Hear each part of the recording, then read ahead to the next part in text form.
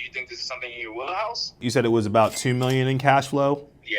Okay, so 2 million in cash flow at a 12. So I mean, you're basically looking at like a 6 times multiple. So here's going to be the issue with SBA financing on something of that size. We're going to be capped at 5 million. So what's going to need to happen is we would need to potentially look at doing a pari passu note, which means that basically we would do a conventional loan in conjunction with the SBA loan, and they'd have a shared lien position. However, that is going to be a very large pari passu transaction. I think what would help get it done is if the seller was willing to hold a fairly substantial note, like something like 15, maybe 20% as a seller note. And then if we also had a buyer that was relatively strong and can make a significant down payment so that we can try and keep the leverage fairly low. I think that in reality, we probably wouldn't want to go past maybe 8.5 there in terms of total leverage that we'd be willing to do on something like that. So again, it would take a fairly significant structure from the seller to hold a note and then from the buyer to bring a down payment. I can pre-qual it, but you just have to be aware that I think that we're probably going to tap out on the leverage that we're willing to do somewhere probably between 8 and 9 million.